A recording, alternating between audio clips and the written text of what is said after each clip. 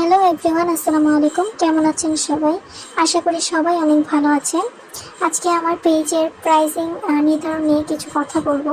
অনেকেরই একটা ভুল ধারণা আছে যে আমি নাকি প্রাইস একটু বেশি রাখি কিছুটা, কিন্তু ভাই বিশ্বাস করেন, কেক বানাতে অনেক কষ্ট লাগে। আমি যদি আমার কেকের প্রাইসে 1,000 টাকা করেও রাখতাম তাহলেও কম হয়ে যেত আমার কাছে মনে হয়। সবার হাতের কাজ কিন্তু এক না।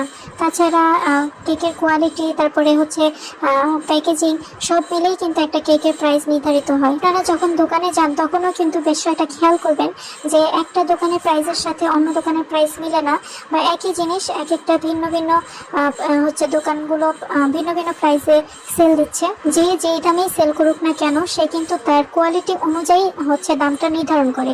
হোমমেড কেকগুলোর ক্ষেত্রে এটাই হচ্ছে নিয়ম। আচ্ছা, আমি ধরেই নিলাম যে আমি যেসব প্রোডাক্ট ইউজ করি, যারা কম দামে সেল করে তারাও সেম প্রোডাক্টটাই ইউজ করে, কিন্তু আপনাকে হচ্ছে সেম কাজটা কি করে দিবে এটার কোনো নিশ্চয়তা আছে? বা কাজটা কি সুন্দর হবে আদৌ?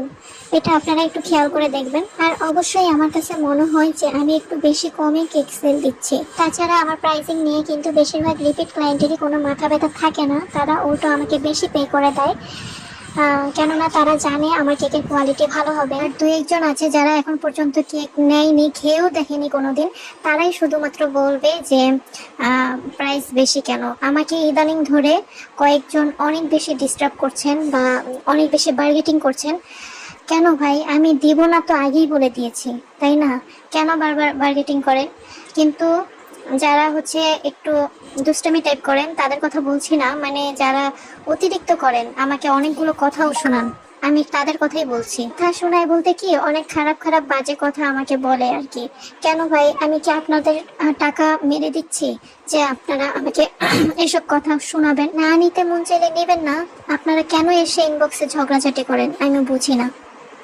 এত ভালো ব্যবহার করার ট্রাই করি আপনাদের সাথে, তারপরেও আপনারা এরকম করেন। একটা কথা সবসময় মাথায় রাখবেন, যে যেরকম টাকা খরচ করবেন সে সেরকম কোয়ালিটির কেক পাবেন, আর সেরকম কোয়ালিটিরই হচ্ছে ডিজাইনটা পাবেন। তাই সবসময় চেষ্টা করবেন অন্যের পিছনে লেগে না থেকে নিজের কেকের কোয়ালিটিটা একটু ঠিক করতে, তাহলে আপনার কাস্টমার এমনি আসবে। আমার পিছনে লেগে কোনো লাভ নেই। আমার কাস্টমার যারা আছে তারা জানে আলহামদুলিল্লাহ যে আমার কেকের টেস্ট কেমন, তারা এই দাম দিয়েই নেবেন।